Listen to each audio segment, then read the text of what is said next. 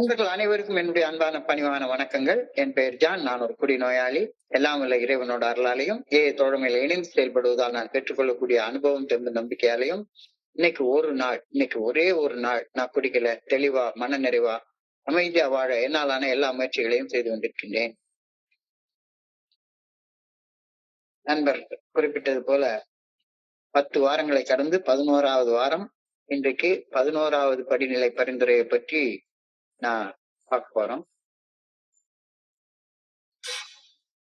ஒரு நண்பர் என்கிட்ட கேட்டாரு, சார் இங்க குடி பிரச்சனை, குடிய விடுறதுக்கு தானே சார் இங்க வந்தோம். இங்க வந்து பிரார்த்தனை, தியானம் இதெல்லாம் சொல்லிட்டு இருக்கீங்களே, இதெல்லாம் செய்யணும்னு எங்க சார் சொல்லிருக்கு அப்படின்னு சொல்லி ஒரு கேள்வியை கேட்டாரு. எனக்கு என்ன பதில் சொல்றேன்னு தெரியல. சிரிச்சுக்கிட்டே சொன்னேன், 11வது வழிமுறை நீங்க படிச்சது இல்லையா அப்படின்னு சொல்லி கேட்டேன். ஆனா பெரிய புத்தகத்துல நல்லா பார்த்தோம்னா இந்த 11வது படிநிலை பரிந்துரையை பத்தி எல்லாம் விரிவான விளக்கங்கள்லாம் ஒண்ணுமே கொடுக்கப்பட்டது. 3வது படிநிலை பரிந்துரையை பற்றி, 6, 7 பரிந்துரை பற்றி, 10, 11 பத்தி விரிவான விளக்கங்கள்லாம் கொடுக்கப்படல. காரணம் என்னன்னா, இத உன்னுடைய அனுபவத்துல நீ தேடிக்கோ அப்படின்னு விட்டுட்டாங்க.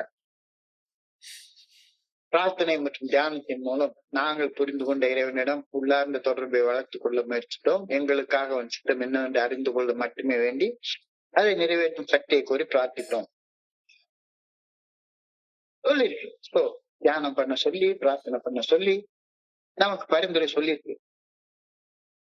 முதல் 3 படிநிலை பரிந்துரைகள்ல மனதை பண்படுத்தி ஒரு சில வாழ்க்கை முறையை வாழ்வதற்கு நம்மளை தயார்படுத்தி கொண்டோம். 4 முதல் 9 வரையிலான செயல் வழிமுறைகள்ல செயல்பட இந்த முதல் 3 படிநிலை பரிந்துரைகள் நமக்கு தேவைப்பட்டது. அது தயாரிப்பு வழிமுறைகள்னு சொன்னோம். தயாரிப்பதை தொடர்ந்து 4 முதல் 9 வரையிலான 6 படிநிலை பரிந்துரைகளின்படி செயல்பட்டு மனசுல இருந்த குற்ற உணர்ச்சி, பயம் இதெல்லாம் நம்மகிட்ட இருந்து போச்சுது. நம்முடைய குறைபாடுகளை நீக்கும்படி பணிவோட வேண்ட ஆரம்பிச்சோம்.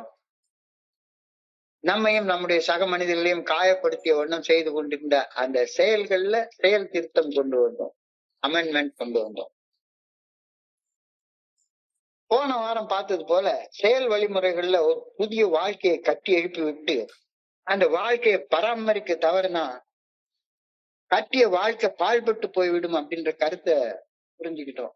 புழங்காத வீடு விளங்காது அப்படின்ற மாதிரி.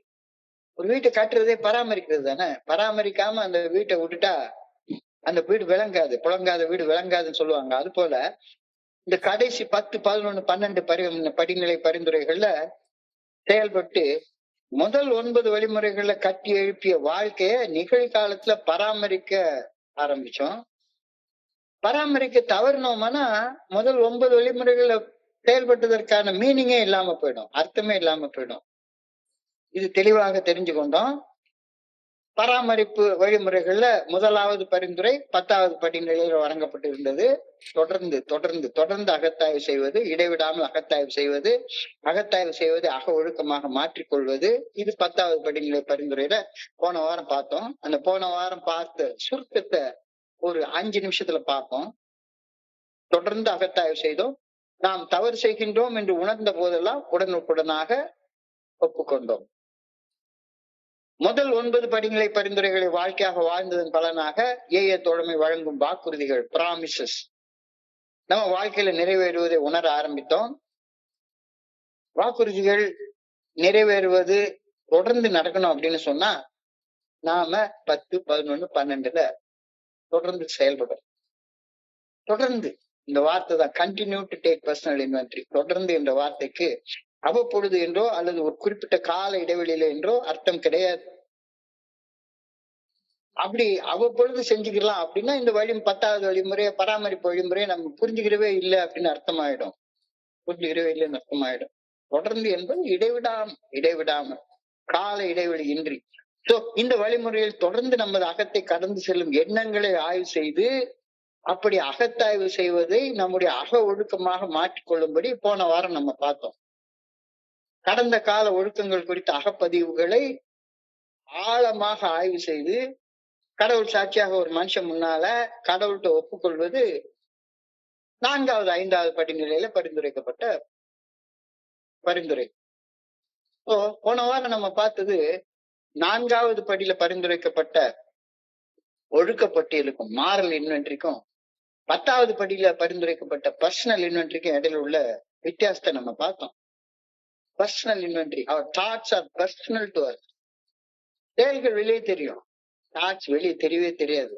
ஏன் சிந்தனை எனக்கு மட்டும்தான் தெரியும். சோ இந்த 10வது படியில நிகழ்காலத்துல, அதாவது நிகழும் இக்கணத்துல என்னுடைய உள்ளத்தை கடந்து செல்லும் எண்ணங்களை, சிந்தனைகளை தொடர்ந்து கண்காணித்து வந்து அந்த எண்ணங்களில், அந்த சிந்தனைகளில் தவறுகளை உணர்ந்த போதெல்லாம் உடனுக்குடன் அந்த தவறான எண்ணங்களை கடவுள் சாட்சியாக ஒரு மனுஷன் முன்னால கடவுள்கிட்ட ஒப்புக்கொண்டு தவறான எண்ணங்கள் தவறான செயல்களாக வெளிப்படாதவாறு நம்மை தற்காத்து கொண்டோம். இது போன வாரம் பார்த்த குற்றம் செய்வதிலிருந்து நம்மை காத்து கொண்டால் குற்ற உணர்வே உருவாகாது இல்ல. குற்ற உணர்வு உருவானதுக்கு அப்புறமாக 4, 5, 6, 7, 8, 9ன்னு செயல்படுறதுக்கு 10வது படியில குற்ற உணர்வே உருவாகாதவாறு, எண்ண அளவிலேயே அதை செயல் செய்யாதவாறு நம்ம காப்பாத்திக்கிற அந்த ஒரு ஆலோசனைய, பரிந்துரைய 10வது படியில பார்த்தோம். இந்த 10வது படியில நாம ஒரு ஆன்மீக விதியை கற்றுக்கொண்டோம். என்ன ஆன்மீக விதி? ஒவ்வொரு முறை நாம் தவறு செய்ய தூண்டப்படும் போதும் அதற்கான புற காரணங்கள் எதுவாக இருந்தாலும் கூட அதெல்லாம் பொய்யான காரணங்கள். நாம் தவறு செய்வதற்கு உண்மையாக காரணம் நமக்குள்ளார இருக்கக்கூடிய அந்த செல்ஃபிஷ்னஸ் அண்ட் செல்ஃப் சென்டர்ட்னஸ், தன்னலமும் தன்முனைப்பும் மட்டும்தான். வேரூன்றி போயிருக்கு. ஸோ 10வது படியில நம்ம சிந்தனைகள்ல மறைந்திருக்கக்கூடிய தன்னலத்தையும் தன்முனைப்பையும் கூர்ந்து கவனித்து கண்டறிந்து தன்னலத்தோடையும் தன்முனைப்போடையும் செயல்படாதவாறு நம்ம எப்படி நம்மளை பழக்கப்படுத்திக்கிறது அப்படின்றத பற்றிய பரிந்துரைகளை பார்த்தோம். என்னுடைய சக மனிதர்கள் என்ன உணர்வு தடுமாற செய்து அந்த உணர்வு தடுமாற்றங்களால் நான் தவறு செய்யறேன் அப்படின்னு நான் நினைச்சிட்டு இருந்தேன். என்னுடைய மனைவியால தூண்டப்பட்டு, அம்மாவால, அப்பாவால, நண்பனால, அவனால, இவனால தூண்டப்பட்டு நான் தப்பு செய்யறேன் அப்படின்னு நான் நினைச்சிட்டு இருந்தேன். ஆனா ஆழமாக சிந்திச்சு பார்த்தா என்னுடைய செல்ஃபிஷ்னஸும் என்னுடைய செல்ஃப் சென்டர்ட்னஸும் பாதிப்புக்கு ஆளாகப்படும் போது மட்டும்தான், என்னுடைய உணர்வுகள் தடுமாறும் போது மட்டும்தான் தவறுகள் செய்யவே நான் தூண்டப்படுகின்றேன் அப்படின்ற கருத்து எனக்கு தெளிவாக புரிய ஆரம்பிச்சுது. அகத்தாய்வு என்பது அகத்தினை கடந்து செல்லும் எண்ணங்கள்ல தன்னலமும் தன்முனைப்பும் கலந்து உள்ளனவா அப்படின்றத கூர்ந்து ஆய்வு செய்யக்கூடியது அப்படின்றத புரிஞ்சு கொள்றேன். தவறு செய்துவிட்டு ஒப்புக்கொள்வது 4வது 5வது படி பரிந்துரை. தவறு செய்வதற்கு முன்னாலேயே எண்ணங்களையே ஆய்வு செய்து எண்ணங்கள்ல உள்ள தவறுகளை ஒப்புக்கொண்டு தவறு செய்வதை தவிர்ப்பது இந்த 10வது படிநிலை பரிந்துரை. போன வாரம் பார்த்தோம். பரமபத விளையாட்டுல மேல ஏறிக்கிட்டே இருக்கும். பாம்பு கடிச்சிச்சுன்னா என்ன பண்ணுவோம்? புறப்பட்ட இடத்துக்கே வந்து சேர்ந்துருவோம். அது மாதிரிதான் தப்பு செஞ்சுட்டோமானா கீழே இறங்கிடுவோம். 4வது 5வது படிக்கு இறங்கி வந்துடும். இல்ல தப்பு செய்யல அப்படின்னா 10ல இருந்து 11க்கு ஏறிடும். 10ல இருந்து 11க்கு ஏறிடும். சோ போன வாரம் நம்ம பார்த்தோம் 4வது படியில பரிந்துரைக்கப்பட்ட அந்த மாரல் இன்வென்ட்ரி ஒழுக்கப்பட்டியலுக்கும் 10வது படியில பரிந்துரைக்கப்பட்ட பர்சனல் இன்வென்ட்ரி அகத்தாய்வுக்கும் இடையில உள்ள வித்தியாசம் தெரியுதா? நான் தவறு செய்ய வேண்டும் என்று தூண்டப்பட்டு அந்த தூண்டுதலை அகத்தாய்வுல கண்டு உணர்ந்து தவறு செய்வதை தவிர்க்க முயற்சி பண்றேனா அப்படின்ற சிந்தனைய போன வாரம் பார்த்தோம். 10வது படிநிலை பிரார்த்தனையும் பண்ணோம். தொடர்ந்து இந்த வழிமுறைகளில் செயல்படுவதில் நிலைத்திருக்கும் சக்தி எனக்கு கொடு அப்படின்னு வேண்டணும். தவறான செயல்கள் செய்வதிலிருந்து தவறான எண்ணங்களையே கண்டுபிடிச்சு அதை கான்செப்டை ஒப்புக்கொண்டு, எண்ணங்களை ஒப்புக்கொண்டு, செயல்கள் செஞ்சுட்டு இல்ல எண்ணங்களை ஒப்புக்கொண்டு தவறு செய்வதிலிருந்து நம்மளை தற்காத்துக் கொள்வது, அந்த ஆலோசனையை போன வாரம் பார்த்தோம். இப்ப உடல் அளவுல போதையின்றி இருக்கும் உடல் தூய்மையோட ஏஏ தோழமை பரிந்துரைக்கும் 12 படிகள் அடங்கிய மீட்படையும் செயல் திட்டத்தின் முதல் 10 படிகள் செயல்பட்டதன் விளைவாக பெற்றுக்கொண்ட உள்ள தூய்மையும் இணையும் போது இறையருட்பேராற்றலை உணர்வு பூர்வமாக உணர்வதற்கு செய்ய வேண்டிய சாதகங்கள் 2 இருக்கு. அந்த சாதகங்கள் என்னன்றதை புரிஞ்சு கொள்றோம். பிரார்த்தனை மற்றும் தியானம். இந்த பிரார்த்தனை மற்றும் தியானத்தை பயிற்சி செய்யக்கூடிய தகுதியே முதல் 10 வழிமுறைகள்ல செயல்பட்டதுக்கு அப்புறம் தான் நமக்கு கிடைக்குது. அதனாலதான் இதை 11வது படியில கொண்டு வச்சிருக்காங்க. என்னைய தகுதிப்படுத்திக்கிட்டதுக்கு அப்புறம் தான் நான் பிரார்த்திக்க முடியும், தியானிக்க முடியும். என்னுடைய குருஜி அழகா கேட்பாரு, குளிக்காம கோயிலுக்கு போலாமாடா அப்படின்னு சொல்லி கேட்பாரு. குளிக்காம கோயிலுக்கு போடக்கூடாதுல்ல, உடம்பு சுத்தமா போகணும், உடம்பு சுத்தமாக கோயிலுக்கு போகணும் அப்படின்னு நம்ம ஒரு வரமுறை வச்சிருக்கோம். உடல் தூய்மை மட்டும் போதாது, மன தூய்மையும் இருக்கணும். மன தூய்மை 1 முதல் 10 வரிகளான படிநிலை பரிந்துரைகளை வாழ்க்கையாக வாழ்வதன் மூலமாக அந்த மன தூய்மையை பெற்றுக்கொண்டு அதுக்கு அப்புறமாக நாம இந்த பிரார்த்தனை மற்றும் தியானத்துக்கு போறோம். முதல் 9 படிநிலைகள்ல மனசுல படிந்திருந்த அழுக்கை களைந்து மனசை தூய்மைப்படுத்தி கொண்டோம். தூய்மைப்படுத்தப்பட்ட மனசை தூய்மை நிலையில பராமரிக்கிறதுக்கு அகத்தாய்வு தேவை அப்படின்றத போன வாரம் பார்த்தோம். அடுத்தது பராமரிப்புல அடுத்து வர்றது பிரார்த்தனை, தியானம். இப்ப அகத்தாய்வு, பிரார்த்தனை, தியானம், இந்த 3க்கும் இடையில நேரடி தொடர்பு இருக்கு. ஒண்ணு இல்லாம ஒண்ணு செய்ய முடியாது. அகத்தாய்வு, பிரார்த்தனை, தியானம். 10வது படிநிலை பரிந்துரைப்படி செய்யக்கூடிய அகத்தாய்வு, அகத்தின் எண்ணங்களை ஆய்வு செய்து அந்த எண்ணங்களில் உள்ள தவறுகளை உடனுக்குடன் நம்மை அன்புடன் ஆதரிக்கும் ஆதரவாளருடன் பகிர்ந்து தவறான எண்ணங்கள், தவறான செயல்களாக நம்மளிடமிருந்து வெளிப்படாதவாறு நம்மளை தற்காத்துக் கொள்வது 10வது படி. ஆனா நம்ம நண்பர் நீல விநாயகம் குறிப்பிட்ட மாதிரி இந்த மனுஷ மனசு ஆசைகள் நிரம்பிய ஒரு மூட்டை, பண்டில் ஆஃப் டிசையர்ஸ் அப்படின்னு சொல்லுவாங்க. ஆசை ஆசை ஆசை ஆசை ஆசைப்பட்டுட்டே இருக்கும். ஆசைகள் மனசுல இருந்து ஒரு ஊற்று போல பொங்கி பொங்கி பொங்கி பொங்கி வந்துகிட்டே இருக்கும். பொங்கி பொங்கி வந்துகிட்டே இருக்கும். பிறந்த வண்ணம் இருக்கும். எவ்வளவு அகத்தாய்வு செய்து பார்த்தாலும் சரிதான், அந்த ஊத்து கண்ணை அடைக்கவே முடியாது. அது ஆசை வந்துகிட்டே இருக்கும், வந்துகிட்டே இருக்கும், ஊத்து எடுத்துக்கிட்டே இருக்கும். எவ்வளவு நேரம் தான் உட்கார்ந்து அகத்தாய்வு செய்து பார்த்துட்டே இருக்கு. தொடர்ந்து தொடர்ந்து தொடர்ந்து அது ஒரு பழக்கமா ஆக்கிக்கிட்டோம். ஆனாலும் மனசுக்குள்ளார ஆசைகள், இச்சைகள் பிறப்பது. அவர் சொன்ன மாதிரி கண்ணு பாக்குறதுன்னு தப்பு தப்பா தானே பார்க்கவே செய்யுது. அத தடுக்கவே முடியல. அந்த இச்சைகள் மனசுல உதிக்கிறத தடுக்க முடியல. அகத்தாய்வுல கண்டுபிடிச்சுக்கிறோம், ஆனா தடுக்க முடியல. எனவே இப்ப அதை தொடர்ந்து அகத்தாய்வினை தொடர்ந்து மனதில் எழும் ஆசைகளை ஆண்டவனின் பாதங்களில் சமர்ப்பிக்கும் செயலுக்கு பிரார்த்தனை என்று பெயரிட்டு அழைக்கின்றோம் அப்படின்னு என்னுடைய குருஜி எனக்கு சொல்லி கொடுத்தாரு.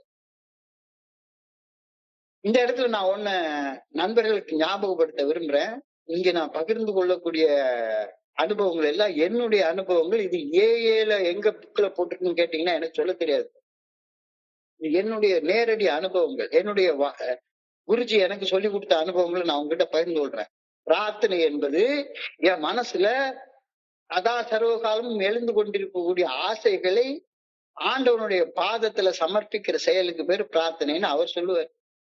பிரார்த்தனைனா இறைவா எங்களுக்கு மாற்ற முடியாது, ஏற்றுக்கொள்ளும் மனப்பக்குவத்தை மாற்றக்கூடியது, மாற்றும் துணிவும் அப்படின்ற பிரார்த்தனைன்றது நாம சாதாரணமா தெரிஞ்சுக்கிறது. ஆனா என்னுடைய குருஜி சொல்லக்கூடிய இது என்னன்னா, என் மனசுல எழக்கூடிய ஆசைகள் எல்லாத்தையும், ஆண்டவா எனக்கு இன்னைக்கு பிரியாணி சாப்பிடணும்னு ஆசையா இருக்கு, எனக்கு இவ்வளவு பணம் வேணும்னு ஆசையா இருக்கு, எனக்கு இந்த பொம்பளை வேணும்னு ஆசையா இருக்கு, எனக்கு அது வேணும்னு ஆசையா இருக்கு அப்படின்ற மனசுக்குள்ளார சதா சர்வ காலமும் எழுந்து கொண்டிருக்க ஆசைகளை ஆண்டவனுடைய பாதத்துல சமர்ப்பிக்கும் செயலுக்கு பிரார்த்தனைன்னு அவர் பெயர் சொல்லுவார்.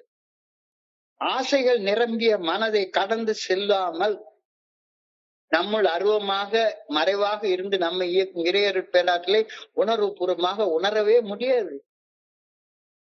ஆசைகள் கடந்த காலத்துல இருந்து உருவாயிட்டே இருக்குது, ஊத்து போல உள்ள இருந்து வந்துட்டே இருக்குது.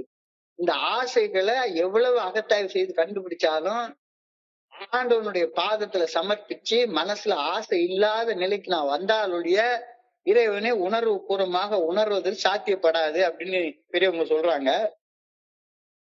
ஆண்டவனோட, இறைவனோட, இறையருட் பேராற்றலோட எனக்கு ஏற்கனவே ஒரு உள்ளார்ந்த தொடர்பு இருக்கு. அது இல்லைன்னா நான் உயிரோட இருக்க மாட்டேன். இந்த உள்ளார்ந்த தொடர்பை உணர்வதற்காக 2 சாதகங்கள் செய்ய சொல்லி இந்த 11வது படிநிலையில பரிந்துரைக்கப்பட்டிருக்கிறது. 2 சாதகங்கள், பிரார்த்தனை 1, தியானம் 1. பிரார்த்தனை மற்றும் தியானம் ஆகிய சாதகங்களை தொடர்ந்து பயிற்சி செய்வதன் பலனாக நாங்கள் புரிந்து கொண்ட இறையர் பேராற்றலிடம் நமக்கு ஏற்கனவே இருக்கும் உள்ளார்ந்த தொடர்பை மேம்படுத்திக் கொள்ள தேடினோம். Thought through prayer and meditation to improve our conscious contact with God. Conscious contact. ஏற்கனவே அந்த தொடர்பு இருக்கு. அது இல்லைன்னா எந்த மனுஷனும் உயிரோடு இருக்க முடியாது. ஒரு மனுஷன் உயிரோடு இருக்கான்னா கடவுள் அவனுக்குள்ளார இருந்து செயலாற்றி கொண்டு இருக்கிறார். அதனாலதான் அவன் உயிரோடவே இருக்கான். இல்லாட்டா அவன் செத்த போனோம். ஸோ ஏற்கனவே இறைவனோட எனக்கு தொடர்பு இருக்கு. அந்த தொடர்பை உணராம நான் வாழ்ந்து கொண்டிருக்கிறேன். அந்த தொடர்பை உணர்வதற்கு பரிந்துரைக்கப்பட்ட சாதகங்கள் தான் பிரார்த்தனை, தியானம். இந்த பிரார்த்தனைன்றது சதா சர்வகாலம் எதையாவது ஒண்ணு ஆசைப்பட்டுட்டே இருக்கும் மனசு. இந்த ஆசைகளை ஆண்டவனுடைய பாதத்துல கலட்டி வைக்கிறது பேர் பிரேயர்னு நாம சொல்றோம். முதல்ல பிரார்த்தனை என்ற சாதகம்னா என்ன அப்படின்னு நான் புரிஞ்சு கொண்ட என்னுடைய அனுபவத்தை பகிர்ந்து கொள்றேன். எளிமையாக சொன்னா என்னுடைய எண்ணங்கள்ல இருக்கக்கூடிய ஆசைகளை இறைவனுடைய பாதத்துல சமர்ப்பிக்கும் செயல் செய்வதை பிரார்த்தனை என்று அப்படின்ற செயலாக நான் புரிஞ்சு கொள்றேன். எந்த ஆசைகளை நிறைவேற்ற செயல்பட வேண்டும், எந்த ஆசைகளை உடனடியாக புறந்தள்ள வேண்டும் அப்படின்றது அகத்தாய்வு மூலமாக கண்டுபிடிச்சு நாம பண்றோம். ஆனா அண்ணா அப்படின்னா ஆசை வந்துட்டே இருக்க. இந்த ஆசைகள் எல்லாம் என்ன பண்றது? எல்லாத்தையும் கலட்டி ஆண்டவன் பாதத்துல வை. அந்த செயலுக்கு பேர் தான் பிரார்த்தனை. குடிக்க வேணும், கூத்தடிக்க வேணும் அப்படின்ற கெட்ட ஆசை எழுந்தாலும் சரி, குடிக்கணும், கூத்தடிக்கணும், அந்த பொம்பளைட்ட போகணும், இந்த பொம்பளைட்ட போகணும், கண்ணா அப்படின்னான்னு பணம் சம்பாதிக்கணும், ஊர் அடிச்சு ஒலையில போட்டா பணம் சம்பாதிக்கணும் அப்படின்னு கண்ணா அப்படின்னான்னு ஆசை எழுந்தாலும் சரி, அல்லது இந்த மாதிரி என்னுடைய சக மனிதர்களுக்கு நான் ஞாயிற்றுக்கிழமை ஒரு பெரிய பணி செய்யணும் அப்படின்ற நல்ல ஆசை எழுந்தாலும் சரி, எந்த ஆசை எழுந்தாலும் சரி, எல்லா ஆசைகளையும் பிரார்த்தனை என்னும் செயலின் மூலமாக ஆண்டவருடைய பாதத்துல சமர்ப்பிச்சு விட்டு செயல்படு. ஆசைகள் அதுக்கு வார்த்தையெல்லாம் தேவையில்லை. ஆண்டவன் என் மனசுக்குள்ளார இந்த மாதிரி ஆசை இருக்கு, எல்லாத்தையும் ஆண்டவனுடைய பாதத்துல வச்சிருந்த செயலுக்கு பேர் பிரார்த்தனை அப்படின்னு. என்னுடைய குருஜி சொல்வாரு, ஆசைகளை பிரார்த்தனையின் மூலம் ஆண்டவனிடம் சமர்ப்பிக்கும் செயலை செய்வது என்பது கோயில்ல இருக்கிற உண்டியல்ல காணிக்கையாக பணம் போடுறது போல. உண்டியல பணம் போட்டு விட்டால் அதற்கு அப்புறமாக அந்த பணம் என் பணம் கிடையாது, அது கடவுளுடைய பணமா மாறிடுது. உண்டியல போடுற வரைக்கும் என் பணம். உண்டியல போட்டுட்டேன்னா உண்டியல போடத்தான் முடியும், எடுக்க முடியாதுல்ல. அதே போல என்னுடைய ஆசைங்கிற ஒண்ண ஆண்டவனுடைய பாதத்துல வச்சதுதான் உண்டியல்ல போட்ட மாதிரி. அதுக்கப்புறமா அவர் பார்த்து செய்ய வேண்டியதுதான். ஆசைகளை ஆண்டவருடைய பாதத்துல சமர்ப்பணம் செய்து விட்ட பின்னர் அந்த ஆசை ஆண்டவருடைய ஆசையாக மாறி விடுகின்றது. எந்த எண்ணங்களை செயல்படுத்த வேண்டும், எந்த எண்ணங்களை செயல்படுத்த கூடாது அப்படின்றத அகத்தாய்வுல நான் பாத்துக்கிறேன். ஆனா எண்ணங்களையே ஆண்டவனுடைய பாதத்துல சமர்ப்பணம் பண்ணிட்டா ஆண்டவன் பார்த்து நமக்கு எது செஞ்சாலும் சரிதான். பிரார்த்தனையில நான் எண்ணங்களை, அந்த எண்ணங்கள்ல உள்ள ஆசைகளை ஆண்டவருடைய பாதத்துல சமர்ப்பணம் செய்த பின்னர் அந்த ஆசையை நிறைவேற்றுவதும் நிறைவேற்றாததும் இறையர் பேராற்றுடைய விருப்பம். எனக்கு ஐஸ்வர்யா ராய் பொண்டாட்டியா வேணும் அப்படின்ற ஆசை இருக்கு. அந்த ஆசைய ஆண்டவனுடைய பாதத்துல வச்சுட்டேன். அதுக்கப்புறமா அதை நிறைவேற்றது ஆண்டவனுடைய விருப்பம். என் விருப்பத்தை சமர்ப்பணம் செய்யறது மட்டும்தான் என்னுடைய வேலை. என்னுடைய விருப்பத்தை சமர்ப்பணம் செய்யறது மட்டும்தான் என்னுடைய வேலை. நான் பிரார்த்தனையில பிச்சை கேட்கல. அதே போல நான் இறையர் பேராற்றலுக்கு பிரார்த்தனை செய்யும் போது இதை செய்ய அதை செய்யன்னு கட்டளையும் கொடுக்கல, ஆணையும் கொடுக்கல. நான் என்ன கடவுளுக்கு ஆணை கொடுக்குற அளவுக்கு பெரிய ஆளா என்ன? எனக்கு அதை கொடு, எனக்கு இதை கொடு அப்படின்னு. பிரார்த்தனையில நான் என்ன பண்றேன், என் மனசுல கடந்து போற ஆசையெல்லாம் ஆண்டவருடைய பாதத்துல உண்டியில போட்டுறேன். அவ்வளவுதான். போட மட்டும்தான் எனக்கு தெரியும். ஸோ ஆசை உள்ள போட்ட உடனேயே மனசு தானா சுத்தமாயிடுது.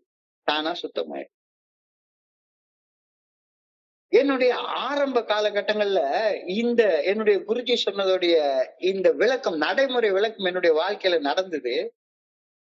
என் பையன் இந்திய அண்ணா யூனிவர்சிட்டியில பிஇ மெக்கானிக்கல் முடிச்சான். பிஇ மெக்கானிக்கல் முடிச்சுட்டு கேட் எக்ஸாம் எழுதினேன், காமன் ஆப்டிடியூட் டெஸ்ட், ஐஏஎம்ல சேர்றதற்காக, இந்தியன் இன்ஸ்டியூட் ஆஃப் மேனேஜ்மெண்ட்ல சேர்றதுக்காக கேட் எக்ஸாம் எழுதினேன். கேட் எக்ஸாம் எழுதியெல்லாம் முடிச்சிட்டான். நாளைக்கு அந்த எக்ஸாமுக்கு ரிசல்ட் வரப்போகுது. அன்னைக்கு பார்த்து வேளாங்கண்ணில மாதா திருவிழா, வேளாங்கண்ணி கோவில்ல மாதா திருவிழா, அப்படியே கூட்டம் அல்ல மோதிக்கிட்டு கிடக்குது. என்னுடைய மனைவி வந்து என் பையனுக்கு ஐஏஎம்ல சீட் வேணும் அப்படின்னு ஒரு சின்ன துண்டு சீட்ல எழுதி அந்த மாதாவுடைய சப்பரம் தேர் இழுக்க போறாங்க. அந்த சப்பரத்தோடைய மாதா பாதத்துல கொண்டு போய் கூட்டத்தோட கூட்டமா முண்டி அடிச்சு கொண்டு போய் உள்ள கொண்டு போய் அந்த சீட்டை எழுதி வச்சுட்டு வந்துட்டாங்க, என் பையனுக்கு ஐஏஎம்ல சீட் வேணும் அப்படின்னு. அடுத்த நாள் காலையில பார்த்தா ரிசல்ட் வருது, பையனுக்கு ஐஏஎம்ல சீட் கிடைச்சிருச்சு. மாதா வந்து நான் என்னுடைய பிரார்த்தனைய செயல்படுத்திட்டாங்க அப்படின்னு என் மனைவிக்கு பயங்கரமான சந்தோஷம். நான் பிரார்த்தனை பண்ணது கிடைச்சிருச்சு அப்படின்னு. உடனே என்ன மாதிரி குடிநோயாளி குறுக்கு புத்திக்காரன்ல, உடனே நான் கேட்டேன், 5 வருஷத்துக்கு முன்னால மெட்ராஸ் மெடிக்கல் காலேஜ்ல சீட் வேணும்னு கூட தான் ஒரு சீட் எழுதி வச்ச, வேண்டுன பிரார்த்தனை பண்ண, கிடைக்கலையே,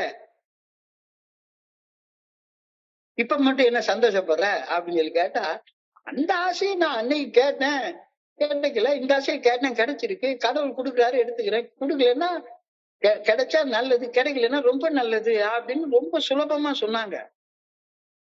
அப்பதான் என்னுடைய குருஜி சொன்ன இந்த வார்த்தை எனக்கு தெரிய வந்தது. அவங்க மனசு தூய்மையா இருக்குன்னா என்ன ஆசை வந்தாலும் சரிதான், அத பிரார்த்தனை என்ற செயலின் மூலமாக ஆண்டவனுடைய பாதத்துல வச்சுட்டு மறந்துடுறது. அதுக்கப்புறம் அது ஆண்டவனுடைய வேலை. நான் ஆண்டவன்கிட்ட பிச்சை கேட்கல, ஆண்டவனை இதை செய்யணும் ஆண்டவனுக்கு எஜமானனாக அதிகாரமும் பண்ணல. நான் செய்யற சாதாரணமான செயல் என்ன, என் மனசுல இருக்கக்கூடிய ஆசைகளை கலட்டி ஆண்டவனுடைய பாதத்துல வச்சிடுறேன். எண்ணங்களை ஆய்வு செய்வது அகத்தாய்வு, எண்ணங்களில் இருக்கும் ஆசைகளை சமர்ப்பிப்பது பிரார்த்தனை.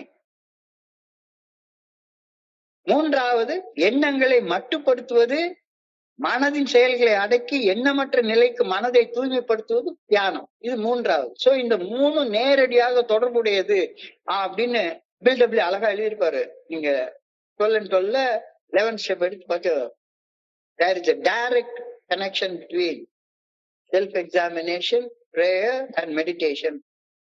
இந்த 3 தொடர்ந்து செய்ய வேண்டிய ஒன்று.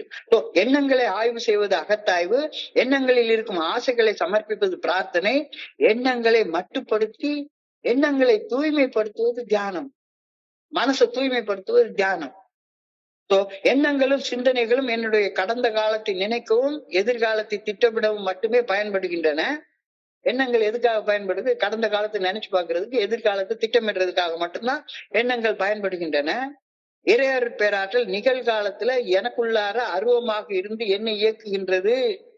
எனவே நிகழும் இக்கணத்தில் என்னுடைய உடலின் 5 புலன்களில் இறைவனை உணர நான் கடந்த காலத்திலேயோ எதிர்காலத்திலேயோ இருந்தா முடியாது. ஏன்னா இறைவன் நிகழ்காலத்துல மட்டும்தான் இருக்கிறாரு. சோ இறைவனை நிகழ்காலத்துல மட்டும்தான் உணர முடியும். அதான். சோ இப்ப அகத்தாய்வு செய்து முடிச்சாச்சு, மனசுல இருக்கக்கூடிய ஆளுக்கு ஆசை இச்சை எல்லாத்தையும் ஆண்டவனுடைய பாதத்துல சமர்ப்பிச்சாச்சு. நான் கடந்த காலத்துலயும் இல்ல, எதிர்காலத்திலயும் இல்ல, நிகழ்காலத்துக்கு வந்துட்டேன். இந்த நிகழ்காலத்துல நிகழும் இக்கணத்துல என்னுடைய உடலின் 5 புலன்களால இறைவனை உணர நான் செய்யக்கூடிய அந்த சாதகத்துக்கு பேர் தான் தியானம். உள்ளம் பெரும் கோவில், உடம்பு ஆலயம், தெல்ல தெளிந்தார்க்கு ஜீவன் சிவலிங்கம், கள்ள புலனைந்தும் காலா மணி விளக்கே. சோ என்னுடைய உடலின் 5 புலன்களின் மூலமாக இறையருட் பேராற்றின் இயக்கத்தை என்னுடைய உடம்புல உணரக்கூடிய சாதகத்துக்கு பேர் தியானம். அதை செய்யணும் அப்படின்னா மனசுல ஆசை இருந்தா செய்ய முடியாது. மனசுல ஆசை இருந்தா கண்ணை மூடி தியானிக்கிற நேரத்துல ஐஸ்வர்யா ராய் தான் ஜிங்கு ஜிங்கு ஜிங்கு ஜிங்குன்னு வந்து டான்ஸ் ஆடிட்டே உட்கார்ந்துருப்பா. இல்லாட்டி போனா சிலுக்கு சிமிதா வந்து டான்ஸ் ஆடிட்டே இருப்பா. அப்ப அகத்தாய்வு செய்து பிரார்த்தனை என்ற செயலின் மூலமாக என் மனசுல இருக்கக்கூடிய ஆசைகள் இச்சைகள் எல்லாத்தையும் கலட்டி வச்சதுக்கு அப்புறமாக என்னுடைய 5 புலன்களின் மூலம் இறைவனுடைய இயக்கத்தை என்னுடைய உடல்ல உணர்ற ஒரு சாதகத்துக்கு பேர் தான் தியானம். அகத்தாய்வு, பிரார்த்தனை, தியானம். புனிதமான மௌனம், நோபல் சைலன்ஸ், நோபல் சைலன்ஸ், புனிதமான மௌனம். புனிதமான மௌனம் மட்டுமே ஆழ்மன அமைதியை உணர வைக்கும். ஆழ்மன அமைதி, ஆழ்மனம் அமைதியில இருக்கும்போது மட்டும்தான் இறைவனுடைய நான தொடர்பே, உள்ளார்ந்த தொடர்பே எனக்கு உணர்வு பூர்வமாக புலப்படும். மனசே உட்கார்ந்து எப்ப பார்த்தாலும் எதையாச்சும் உட்கார்ந்துட்டு ஆசைப்பட்டுட்டே உட்கார்ந்துட்டு நான் எங்க உட்கார்ந்து இறைவனை இப்ப உணர்ந்து பாக்குறது? இறைவர் பேராற்றல் என்ன இயக்குற அந்த இயக்கத்தை எப்படி நான் உணர முடியும்? இதனாலதான் ஔவையார் விநாயகர் அகவல்ல அந்த ஆரம்பத்துல எழுதுவாங்க, அமைதியே வித்து உண்மையே சித்து ஆக்கும் மனமும் இல்லா மனோலயம் தேக்கியே எந்த சிந்தை தெளிவித்து. அமைதியே வித்து, புனிதமான மௌனம், அதுதான் விதை. அதுல உணரக்கூடிய உண்மை, அதுதான் அறிவு. அந்த அறிவு எப்ப கிடைக்கும்? வாக்கும் மனமும் இல்லா மனோலயம் தேக்கியே எந்த சிந்தை தெளிவித்து. சோ என்னுடைய சிந்தனை தூய்மையாகணும்னா வாய் பேசாம இருக்கணும். வாய் பேசாம மட்டும் இருக்கக்கூடாது, மனமும் சிந்திக்காம இருக்கணும். கடந்த கால குற்ற உணர்வும் எதிர்கால பயமும் என்னைய இது பண்ணிட்டு இருக்க நேரத்துல என்னால நிகழ்காலத்துல வாழவே முடியாது. இதத்தான் என்ன பண்றாரு அருணகிரிநாதர், அவரு ஏகப்பட்ட பாவம் செஞ்சுட்டாரு. என்னடா வாழ்க்கை இது, இன்னும் வாழ்ந்து ஒண்ணும் பிரயோஜனமே இல்லை அப்படின்னு திருவண்ணாமலை கோபுர வாசலுக்கு மேல ஏறி மேல இருந்து குதிச்சிடலாம் அப்படின்னு முடிவு பண்ணி குதிச்சிடுறாரு. தற்கொலை செய்து கொள்ள அவர் போறாரு. என்ன தாங்க முடியல, குற்ற உணர்ச்சி தாங்க முடியல, எதிர்காலம் குறிச்ச பயம் இருக்குது, அவ்வளவுதான் வேண்டாம் செத்து போயிடும் அப்படின்னு முடிவெடுக்கிறாரு. யாரு? அருணகிரிநாதர். மேல ஏறி குதிச்ச உடனே முருகப்பெருமான் அவரை தடுத்து ஆட்கொண்டு, சாவாதப்பா, ஏன்டா சாவ போற அப்படின்னு கேக்குறாரு. உடனே அருணகிரிநாதர் அவர்கிட்ட கேக்குறாரு, நான் இருந்து என்ன செய்ய போறேன், இவ்வளவு குற்றம் செஞ்சுட்டேன், எனக்கு எதிர்காலத்தை நினைச்சா பயமா இருக்குது, ஏகப்பட்ட குற்றம் செஞ்சுட்டேன், நான் என்ன செய்யணும் அப்படின்னு சொல்லி அருணகிரிநாதர் முருகப்பெருமான் கேக்குறாரு.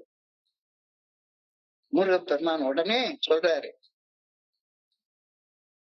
அருணகிரிநாதருடைய சேவை உலகத்துக்கு தேவை என்ற உணர்ந்த முருகப்பெருமான் அவரை மரணத்திலிருந்து தடுத்து ஆட்கொண்டு அவர் சொன்ன உபதேசம் தான் சும்மா இரு சொல்லற, சும்மா இரு சொல்லற. இந்த உபதேசத்தை சொல்லிவிட்டு அவர் மறைஞ்சு போயிட்டார். வேற எதுவுமே சொல்லல, வேற எதுவுமே சொல்லல. அருணகிரிநாதருக்கு சொல்லப்பட்ட 2 வார்த்தைகள், சும்மா இரு சொல்லற, சும்மா இரு சொல்லற. இதுதான் கடவுள் மனிதனுக்கு சொல்லக்கூடிய முதல் உபதேசம், முதன்மையான உபதேசம். ஆனாலும் அருணகிரிநாதருக்கே கூட அது விளங்கல. ஆரம்பத்துல அருணகிரிநாதருக்கே விளங்கலன்னா நமக்கு எங்க விளங்க போகுது? சும்மா இரு என்று மட்டும் சொல்லியிருந்தா பரவாயில்ல, அது என்ன சொல்லற அப்படின்ற உபதேசத்தை சேர்த்து சொல்றாரு. அதாவது வாக்கும் மனமும் இல்லா மனோலயம், வாக்கு வாய் பேசுறது, மனம் மனசுல சிந்திக்கிறது, 2 இல்லாத மனம், 2 இல்லாத மனம், வாக்கும் மனமும் இல்லா மனோலயம் தேக்கிய எந்த சிந்தை தெளிவு. 2 இல்லாத நேரத்துல மனசு தானா தெளிவடைஞ்சிரும் அப்படின்னு சொல்லி சொல்றாரு. சும்மா இரு சொல்லற, மனசுல சிந்தனை பண்ணாத, சும்மா இரு. சொல்லற, வாய் பேசாது, வாய் பேசாத, கொஞ்ச நேரம் உட்கார்ந்துரு. வாக்கு என்றால் வாய் பேசாமல் சொல்லற இருப்பது, மனதில் சிந்திக்காமல் இருப்பது சும்மா இருப்பதா? வாய் பேசாமலும் மனதில் சிந்திக்காமலும் இருக்கும் நிலையை பயிற்சி செய்யும் தியானத்துக்கு சாதகத்துக்கு பேர் தான் தியானம்னு சொல்றோம். இது அருணகிரிநாதருக்கு மட்டும் அருளப்பட்ட உபதேசம் அன்று. அவர் மூலமாக குடி நோயாளிகளாக்கி நம்ம போல இருக்கக்கூடிய கழிவிறக்கம் செல்பிட்டியில உட்கார்ந்து புலம்போ புலம்பு புலம்போ புலம்புன்னு புலம்பிட்டே இருக்கிற இந்த மானுடத்துக்கு சொல்லப்பட்ட உபதேசம் தான், நெறியுரை தான், கவுன்சிலிங் தான் சும்மா இரு சொல்லற. மனம் அலைப்பாயாது அமைதி கொள்வதே சும்மா இருத்தலாகும். மனம் அலைப்பாயாது அமைதி கொள்வதே சும்மா இருத்தலாகும். சும்மா இருன்னா ஒண்ணும் செய்யாம உழைப்பு ஒதுக்கிட்டு சும்மா இரு அப்படின்ட்டு சோம்பேறி ஆயிரு அப்படின்ற அர்த்தம் கிடையாது. வெளியில மனம் செல்லாமல் உள்நோக்கி போகணும். உள்ள இருக்கக்கூடிய ஆற்றலை உணர்றதுக்கு போகணும். அந்த ஆற்றலை உணர்றதுல நிலைச்சு இருக்கிறதுக்கு பேரு தியானம் அப்படின்பாங்க. தலியாத மனம் சமநிலையில் கெடாமல் இருப்பது சும்மா இருத்தலாகும். சும்மா இருக்கும் சுகமண்டு அறியேன் பராவரமே. தாய்மானவர் சொல்றாரு, சும்மா இருக்கும் சுகமண்டு அறியேன் பராவரமே. சும்மா இருக்கவே முடியவே இல்லையே. என்னத்தையாச்சும் பேசணும், என்னத்தையாச்சும் பண்ணணும், எதையாச்சும் பண்ணணும். சும்மா இல்லைன்னா எதையாச்சும் ஒண்ணு போட்டு என்னத்தையாவது வாயில போட்டு என்னத்தையாவது தின்னுக்கிட்டே இருக்கணும். சும்மா இருக்க தெரியவே இல்லை. சும்மா இருக்க தெரியவே இல்லை. சும்மா இருக்கும் சுகமன்றது ஏன் பராபரமே. தாய்மானவர் சுவாமிகளுடைய வார்த்தைகள். உலகத்துல செயற்கரிய சாதனைகள் நிகழ்த்திய சான்றோர்கள் எல்லாமே, பெரிய பெரிய அத்தனை பேரும் எல்லாருமே முதல்ல சும்மா இருக்க பழகினவங்க தான். சும்மா இருக்க பழகாதவனால எதையுமே செய்ய முடியாது. சும்மா இருத்தல் ஒரு சுகமான ராகம், அது ஆத்மாவில் லயித்திருக்கக்கூடிய ஒரு ராகம் அப்படின்னு பெரியவங்க சொல்றாங்க. எனது அமைதியற்ற மனம் மனோசக்திகளை விரயமாக்கி எப்பொழுதும் எதிர்வினை ஆற்றிக் கொண்டே ரியாக்ட் பண்ணி கொண்டே இருக்கிறது. I never act, I only react. எப்ப பார்த்தாலும் சரிதான், இம்மிடியட்டா I will never act, I will just react. மனம் விளைவு உற்று நோக்கும் திறன் இல்லாது போயிடுது இல்ல. இந்த மாதிரி ரியாக்ட் பண்ணிட்டே இருந்தா, ரியாக்ட் பண்ணிட்டே இருக்கிறதுனால எதையுமே நான் கவனிக்கவே மாட்டேன். பட்டு பட்டு பட்டுன்னு உள்ளுக்குள்ளார இருந்து ரியாக்ட் பண்ணிட்டே தான் இருப்பேன். ஓ கவன குவிப்புடன் உற்று நோக்கும் திறன் இல்லாத காரணத்தால என்னுடைய மனம் எதையுமே கத்துக்க மாட்டேங்குது. லேர்னிங் ஸ்கில்லே கிடையாது. எனக்கு தேவை வந்து வளரிக்கிட்டே இருக்கணும், வளரிக்கிட்டே இருக்கணும், பேசிக்கிட்டே இருக்கணும். நான் ஒரு தீவிரவாதியா மாறிடுவேன். பேசுறதுல தீவிரவாதி, பேசிக்கிட்டே இருக்கணும். லேர்னிங் ஸ்கில்லே இருக்காது, உற்று நோக்கும் திறனே இருக்காது, உற்று நோக்கும் திறனே இருக்காது. இத நினைச்சு பாக்குறப்ப எனக்கு அதிர்ச்சியாக இருக்கிறது. கற்கும் திறனின்றி எவ்விதமான நிறைவான முழுமையான வாழ்க்கையை எப்படி வாழ முடியும்? டோட்டாலிட்டி அண்ட் ஹோல்னஸ் சொல்றாங்க. நீ எதையுமே கவனிச்சு கத்துக்கல அப்படின்னா பூர்ணமான வாழ்க்கைய, நிறைவான வாழ்க்கை எப்படி வாழ்வ? கற்பதற்கு வாழ், வாழ்வதற்கு கல் அப்படின்னு சொல்லியிருக்காங்க. கற்பதற்கு வாழ், வாழ்வதற்கு கல். Learn to live and live to learn, learn to live and live to learn. இதுதான் வாழ்வியல், இதுதான் வாழ்வியல் தத்துவம், இதுதான் வாழ்வியல் தத்துவம். எப்பொழுதுமே எதிர்வினை ஆற்றிக் கொண்டிருக்கக்கூடிய மனித மனதின் மனநோய்க்கு மருந்து இந்த தியானம். சும்மா இரு சொல்லற, புனிதமான மௌனத்துல சும்மா இரு சொல்லற, அவ்வளவுதான். கொஞ்ச நேரம் உட்கார்ந்து பழகு. எப்ப பார்த்தாலும் அந்த மீட்டிங்ல எதை பேசலாம், இந்த மீட்டிங்ல எதை பேசலாம், அந்த மீட்டிங்ல போய் உட்கார்ந்து கேட்கலாமா? சும்மா உட்கார்ந்து இருக்க பாரு. மனசை சிந்திக்காம மனசு அமைதியாக இருக்க பாரு. எப்பவுமே எதிர்கொம்பினை ஆற்றிக் கொண்டிருக்கும் மனதின் மனநோய்க்கு மருந்து புனிதமான மௌனத்துல சொல்லற சும்மா அமர்ந்திருக்கிறது மட்டும்தான். அமைதியில் அமர்ந்திருக்க பழக்கப்படுத்தப்பட்ட மனதால் மட்டுமே எதிர்வினை ஆற்றாமல் சும்மா இருக்க முடியும். ஒரு நண்பர் கேட்டாரு, தியானம்லாம் என்னையா தியானம், தியானத்தன்மை, நான் எல்லாத்தையுமே தியானத்தன்மையில தான் நான் இருக்கேன் அப்படின்னு சொன்னாரு. தியானத்தன்மை மெடிடேட்டிவ்னஸ் வரணும் அப்படின்னா 5 நிமிஷமா மெடிடேஷன்ல உட்கார்ந்து பழகினா தான் அது வரும். அமைதியில் அமைந்திருக்க பழக்கப்பட்ட மனதால் மட்டுமே எதிர்வினை ஆற்றாமல் சும்மா இருக்க முடியும். அமைதி குடிகொண்ட மனம் வாழ்வின் தேருக்கு அச்சாணி போல. அந்த தேருக்கு அச்சாணி இல்லாமலாம் ஓடிக்கிட்டே இருக்கு. அது வாட்டுக்கு தாறுமாறா போன இடத்துல எல்லாம் போயிட்டே இருக்குது. நான் என்னுடைய குடி நாட்களையும் சரி, தோழமையில வந்து இணைஞ்ச ஆரம்ப நாட்களையும் சரி, தியானம் செய்ய கற்றுக்கொள்ள பல குருக்களை தேடி அலைஞ்சது உண்டு. எந்தெந்த இடத்துக்கு இல்லாம போயிருக்கேன், எந்தெந்த இடத்துக்கு இல்லாம போயிருக்கேன். குடிக்கிறதுக்கு முன்னாலே சரி, ஏஏக்கு வந்ததுக்கு அப்புறமானும் சரி. அமைதி திருக்கோயில் Aliyar, Sadhguru Vasudev, art of living, பிரம்மகுமாரிகள், விபாசனா, எல்லா இடத்துக்கும் போய் பார்த்தாச்சு. எல்லா இடத்துலயும் ஒண்ணுதான் சொல்றாங்க, ஆனா செய்யத்தான் முடியல. எனக்கு தியானம் செய்ய சொல்லி கொடுத்த குரு சொல்றாரு, கண்ணை மூடி உடலை அசைக்காம உட்கார்ந்துரு, கண்ணை மூடி வாய் பேசாம இருந்தா சொல்லற இருப்பது நிகழ்ந்து போயிருது. ஆனா எப்படி சும்மா இருக்குது? மனசு சும்மா இருக்க மாட்டேங்குத. அதன் பின் நான் நிகழ்காலத்தில் நான் இருப்பதை கவனிக்க, நிகழ்காலத்துல என் உடம்புல லட்சக்கணக்கான கோடிக்கணக்கான ஃபங்க்ஷன்ஸ் நடந்துட்டே இருக்கு. ஆனா அந்த ஃபங்க்ஷன்ஸ் எல்லாம் என்னால கவனிக்கவே முடியாது. ஒரே ஒரு ஃபங்க்ஷனை மட்டும் தான் கவனிக்க முடியும். என்னுடைய சுவாசத்தை மட்டும்தான் கவனிக்க முடியும். அந்த சுவாசத்தை கவனிக்கிற நேரத்துல நீ நிகழ்காலத்துல இருக்கிற. சோ மூச்சு உள்ள போறதையோ வெளியே வர்றதையோ கவனிக்கும் போது மனிதன் நிகழ்காலத்துல இருக்க ஆரம்பிக்கிறான். சிந்தனை நின்னு போயிடும். சில நொடிகள் சிந்தனை இல்லாம இருக்கும். ஆனா உடனே அடுத்த நிமிஷமே மனசு அலப்பாய ஆரம்பிச்சிடும். ஏதாச்சும் ஒண்ணு மூக்குல ஏதாச்சும் வாசனை வரும், ஏதாச்சும் சத்தம் கேட்கும். உடனே மனசு அது எந்த சத்தம்னு யோசிக்க ஆரம்பிச்சிடும். இப்ப இன்னொரு விஷயத்த கவனிக்க சொல்றாரு. நான் கவனத்தோட சுவாசத்தை கவனி அப்படின்ற கட்டளைய மனசுக்கு கொடுக்குறேன். என்னுடைய மனசுக்கு நான் கொடுக்குறேன். அப்போ நான் என்னுடைய மனசு இல்லைங்கிறது தெளிவாயிடுது தானே. நான் என்னுடைய மனசு இல்ல.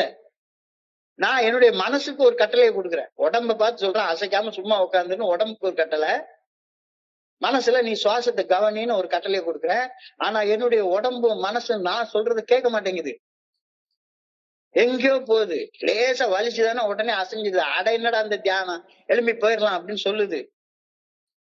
அப்ப இந்த விஷயத்த கவனிக்கிறப்பதான் எனக்கு ஒரு பெரிய வெளிச்சமே வருது. நான் கவனத்துடன் சுவாசத்தை கவனிக்கிறது எனக்கு நான் கொடுக்கிற கட்டளை எப்படின்னா, அந்த நான் யாரு? எனக்குள்ளார கான்சியஸாக இருக்கக்கூடிய கடவுள் கொடுக்கக்கூடிய கட்டளை தானே. என்னுடைய மனசுக்கு ஒரு கட்டளை கொடுக்குறா, மனசு அந்த கட்டளைய ஏற்றுக்கொள்ளவே மாட்டேங்குது.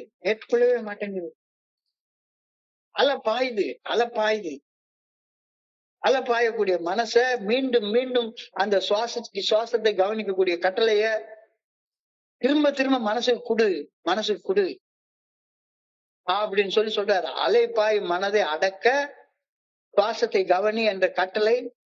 இந்த கட்டளையை கொடுக்கிறது அதுதான் கடவுள். அந்த கடவுள் எனக்குள்ளாரதான் இருக்கிறாரு. இந்த கடவுள் தான் எனக்குள்ளார இருக்கிறாரு. அதை உணர்றதுக்காக தான் இந்த சாதகத்தையே செய்யறேன். உடலை கடந்து மனதை கடந்து உள்ள போறப்ப அந்த உடலை கடக்கக்கூடிய செயல், மனதை கடக்கக்கூடிய செயலை இப்ப தியானத்துல செய்யறேன். அலைப்பாய் மனதை முயற்சி பயிற்சி சாதகம் செய்து தியானத்துல நான் அமரும் போது எனக்கு அது கிடைக்க ஆரம்பிக்குது. மனம் அலைப்பாய்வதை அறிந்தவுடன் மீண்டும் திரும்பியும் கொண்டு வந்துகிட்டே இருக்கிறேன். நிகழ்காலத்துல சுவாசத்தை கவனி அப்படின்ற கட்டளைய என்னுடைய மனசுக்கு திரும்ப திரும்ப நான் கொடுத்துட்டு இருக்கிற நேரத்துல மனம் சும்மா இருக்கிறது காலத்தின் ஓட்டத்துல நடக்க ஆரம்பிச்சிருது. சும்மா இருக்கிறது எனக்கு பழக்கமாயிடுது. இப்படி மனம் சும்மா இருக்க பழக்கப்படுத்தப்படும் சாதனைகளை செய்யக்கூடியதற்கு மற்றும் ஒரு பெரிய தடை என்ன இருக்கு? என்னால இருக்க முடியல. காரணம் என்னன்னா, கொஞ்ச நேரம் உட்கார்ந்து இருந்தா உடம்புல வலி வேதனை உண்டாகுது, உணர்ச்சிகள் உருவாகுது. இப்போ இந்த நேரத்துல உணர்வுகள் உணர்ச்சிகள் ரெண்டுக்கு இடையில உள்ள வித்தியாசத்தை சொன்னாரு. உணர்வுகள் என்றால் ஃபீலிங்ஸ், உணர்ச்சிகள் என்றால் சென்சேஷன்ஸ். உணர்வுகள் என்றால் உதாரணத்துக்கு கோபம், பயம், பொறாமை, சந்தேகம், காமம், இதெல்லாம் உணர்வுகள். உணர்ச்சிகள் என்றால் வலி, அரிப்பு, சூடு, வெப்பம். உடம்புல பார்த்தா திடீர்னு ஒரு நாள் கிட்டு நடுங்க ஆரம்பிக்கும். இதெல்லாம் உணர்ச்சிகள். மனசுல உருவாகும் ஒவ்வொரு உணர்வும் கரஸ்பாண்டிங்கா உடல்ல ஒவ்வொரு உணர்ச்சியை பதிவு செய்து விடுகின்றன. தியானத்தில் புனிதமான மௌனத்தில் சொல்லற சும்மா அமர்ந்து இருக்கும் போது கடந்த காலத்துல என் மனசுல உருவான உணர்வுகளின் விளைவாக உடல்ல பதிவான உணர்ச்சிகள் தலை தூக்கி உடலை விட்டு வெளியேற முயற்சி பண்ணுது. வலிக்கும். ஆனா நான் என்ன பண்ணுவேன், உடலின் உபாதையை தாங்க முடியாம அரிப்பு வந்தா உடனே சொரிய ஆரம்பிச்சிருவேன். அந்த உணர்ச்சி உடம்பு விட்டு வெளியேறது நானே தடை பண்ணிடுவேன். உடம்புக்குள்ளே தங்கிக்கும்.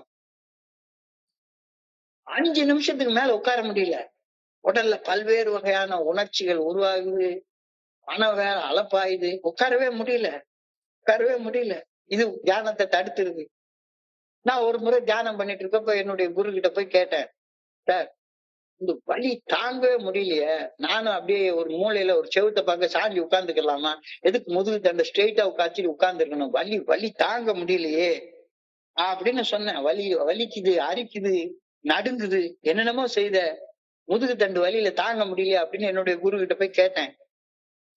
அவரு உன்னை யாருப்பா வேண்டாம்னு சொன்னா, வேணும்னா போய் உட்கார்ந்துக்க, தாராளமா உட்கார்ந்துக்க, ஆனா ஒரு விஷயத்த புரிஞ்சுக்கோ, ஒரு மிகப்பெரிய உண்மையை புரிஞ்சுக்கோ. உனக்கு வலி ஏற்படுற நேரத்துல செய்த பாவம் தீருதடா சிவகுருநாதா, சிறையை விட்டு ஓடுதடா சிவகுருநாதா அப்படின்ற பாட்டை மட்டும் ஞாபகத்துல வச்சுக்கோ. உனக்கு ஒரு வலி உண்டாகுது அப்படின்னு சொன்னா அது கடந்த காலத்துல நீ செய்த ஏதோ ஒரு கர்மத்துடைய வினையத்தான் நீ அப்ப அனுபவிக்கிற. அப்ப only way to get rid of pain is to endure it.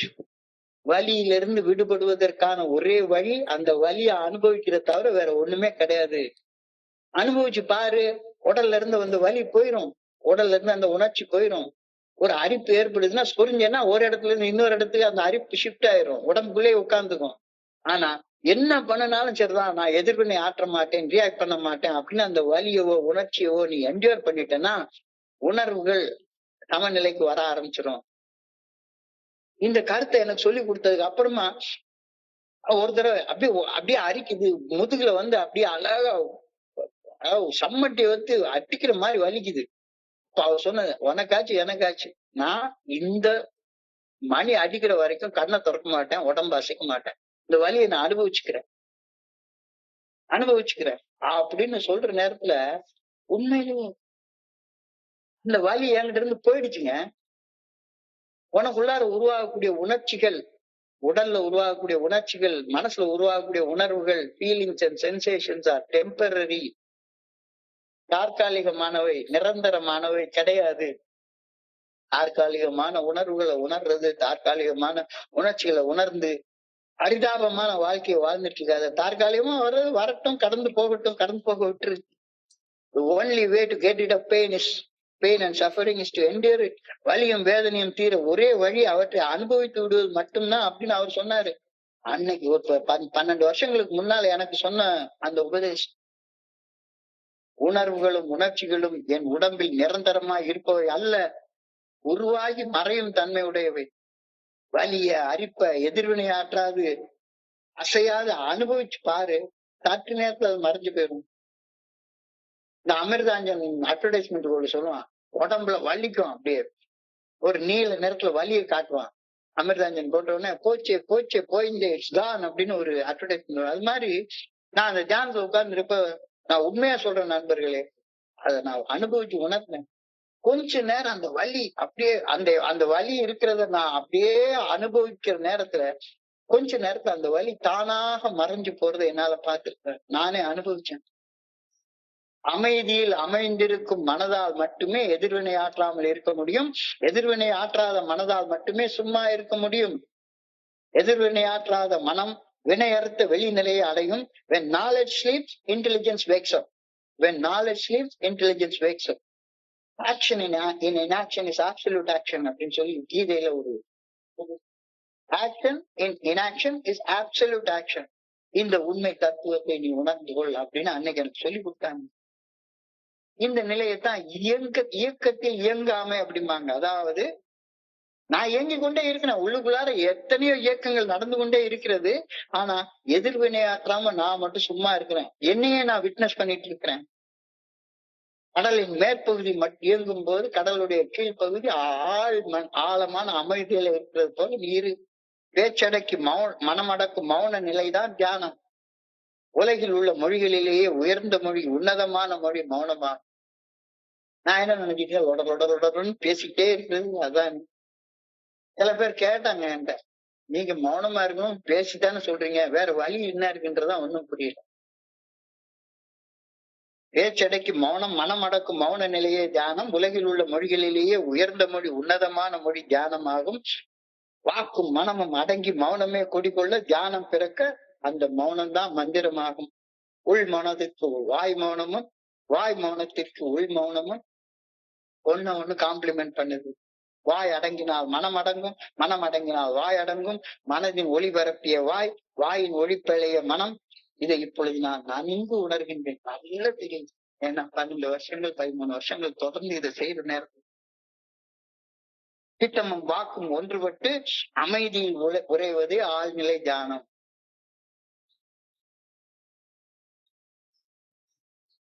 தியானத்தில் திளைக்கின்ற மனம் அகத்தினுள் பயணம் செய்து சத்தத்தினுள்ளே இறைவனுடைய அருட்பேராற்றலை உணர்கின்றது.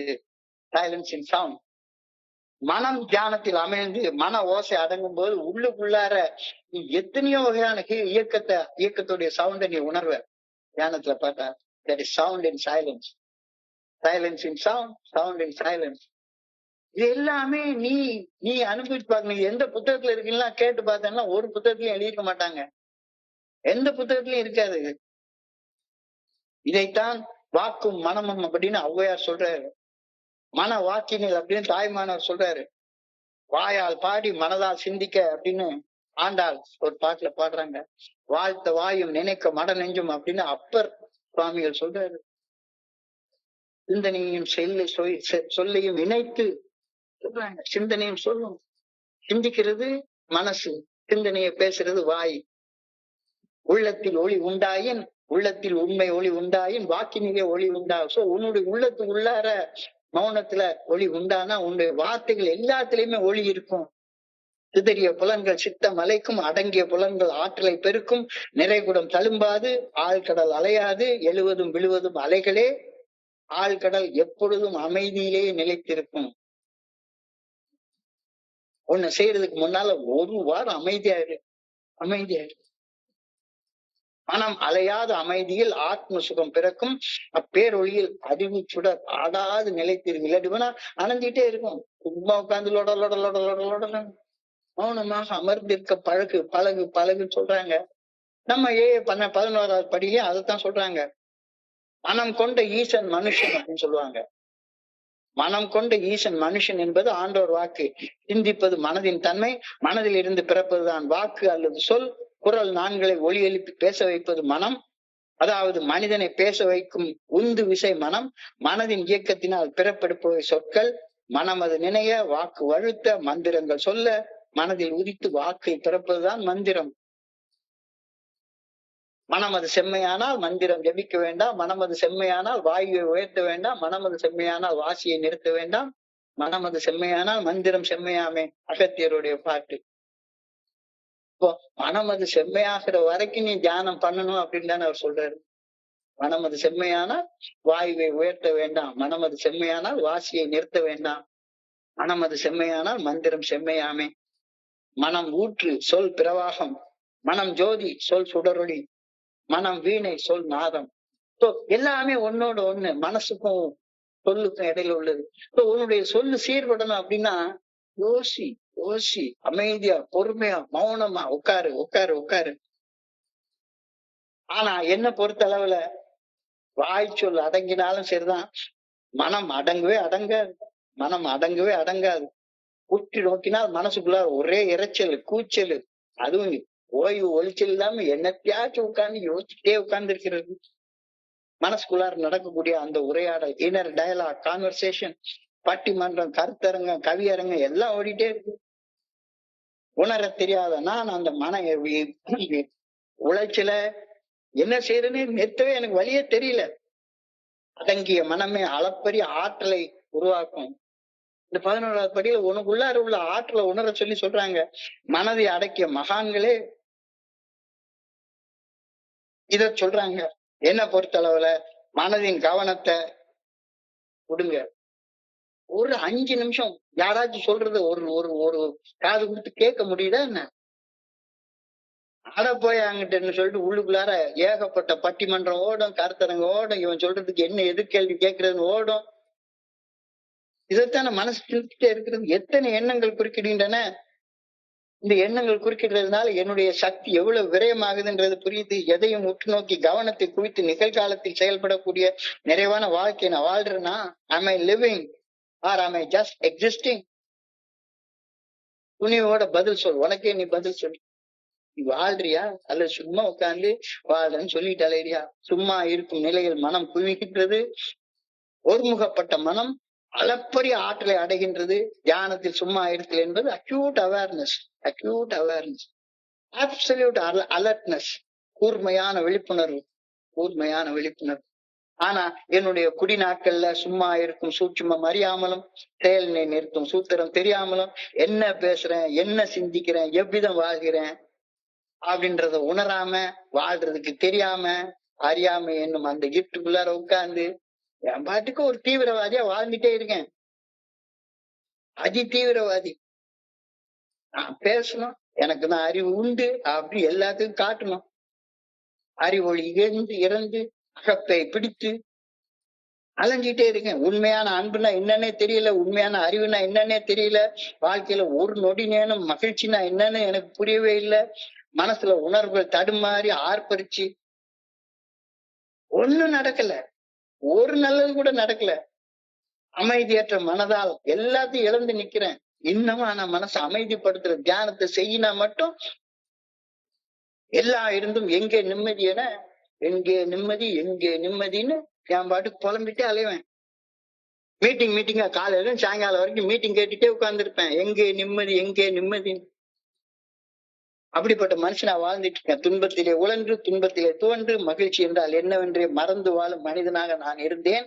என் மனம் சீல் பிடிப்பதற்கும் சீக்கு பிடிப்பதற்கும் காரணம் நான் தான்றதே கூட எனக்கு புரியவே இல்லை. தோழமை பரிந்துரைக்கக்கூடிய 12 படிகள் அடங்கிய மீட் டைம் செயல் திட்டத்தை வந்து அடைஞ்சு அதுல இந்த 11வது படி வந்து அடைகிறப்பதான் இது தெரியவே தெரியுது. இத தெரிகிற வரைக்கும் இந்த உலகம் என்ன உதாசீனப்படுத்திட்டு இருக்கிறது அப்படின்னு நான் நினைச்சிட்டு இருந்தேன். நான் தான் இந்த உலகத்தை உதாசீனப்படுத்தி இருக்கிறேன் அப்படின்றது தெரிஞ்சுது. இப்பதான் தெரியுது. காசு பணத்திற்காக காலம் எல்லாம் அலைந்தவன் காய்ச்சல் வந்ததுக்கு அப்புறம் தான் சுக்குமலகு எங்க இருக்குன்னு தேடுறான். வாழ்க்கை கேள்விகளால் நிரம்பியது. காலை எழுந்தவுடன் நாளைய கேள்வி, அது கையில் கிடைத்த பின்னும் குடிக்குது ஆவி. கேள்வி கேட்டுட்டே உட்கார்ந்துருப்பேன், பதிலே சொல்ல தெரியாது. ஏனென்ற கேள்வி ஒன்று என்றைக்கும் மிஞ்சும். மனிதன் இன்ப துன்பம் எதிலும் கேள்விதான் மிஞ்சும். அப்ப சரியான கேள்வியை கேளு, உனக்கு நீயே கேளு அப்படின்றாரு. அந்த கேள்விதான் 11வது படியின் 2வது பகுதி போகுது. நான் ஏன் பிறந்தேன், நான் ஏன் பிறந்தேன்? இந்த கேள்வி வாழ்க்கையுடைய உயிர் வினை. அதற்கான பதிலை எனக்குள்ளார நான் தேடணும். இதுதான் 11வது படிகளை பரிந்துரைக்கும் அந்த பரிந்துரையின் 2வது பகுதி. எங்களுக்கான இறை சித்தம் என்னவென்று அறியும் அறிவையும் அந்த சித்தத்திற்கு பணிந்து செயல்படும் ஆற்றலையும் எங்களுக்கு கொடு. நான் ஏன் பிறந்தேன் அதை எனக்கு அந்த அறிவை கொடு. நான் ஏன் பிறந்தேன் அந்த பிறப்பின் நோக்கத்தின்படி வாழ்வதற்கான ஆற்றலை கொடு அப்படின்னு பிரார்த்திக்கிறோம். அறிவு கேட்கும் கேள்விகளுக்கு அனுபவம் காட்டும் உண்மைகளே பதில்.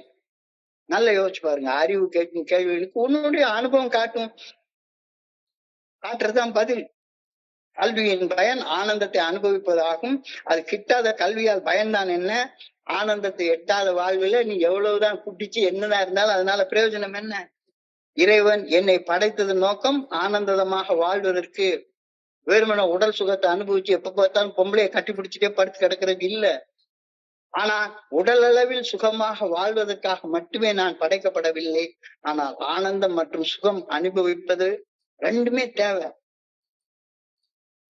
ஆனந்தமா இருந்தா ஆட்டோமேட்டிக்கா நீ சுகமாவும் இருப்ப.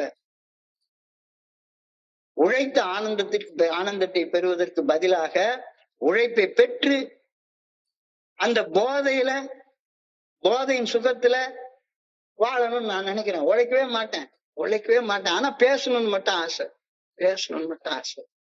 உழைப்பதிலா உழைப்பை பெறுவதிலா எதுல ஆனந்தம் இருக்குது புரியல. சுகம் அனுபவிக்க ஆற்றல் தேவையே கிடையாது. சுகம் அனுபவிக்கிறதுக்கு ஆற்றல் தேவை. சுகம் அனுபவிக்கிறதுக்கு ஆற்றல் வேற என்னன்னு பண்ணணும்? உழைத்து சக மனிதர்களுக்கு பணி செய்து வாழ்வதற்கு ஆற்றல் தேவை. பணி செய்து வாழ்ந்தா மட்டும்தான் ஆனந்தமாக வாழ முடியும். அதற்கு ஆற்றல் தேவை. Be happy always, that is the will of God for you அப்படின்னு வேதத்துல படிக்கிறோம். எப்பொழுதும் நான் மகிழ்ச்சியாக இருக்க வேண்டும். என்ன நடந்தாலும் மகிழ்ச்சியாக இருக்க வேண்டும். மகிழ்ச்சியாக இருக்க நான் நிபந்தனைகள் விதிக்க கூடாது.